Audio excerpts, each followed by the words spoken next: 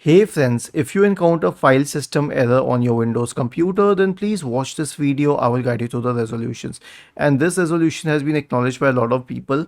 It's on the Microsoft Answers forum. Basically, the only two solutions you can try is a check disk scan and the SFC scan. So for the check disk scan, search for command prompt in the Windows search bar and click on run as administrator in the right pane to open the elevated command prompt window. Now type the command chk dsk space /r space /f and hit enter to invoke the check disk scan. Now press Y and hit enter once again.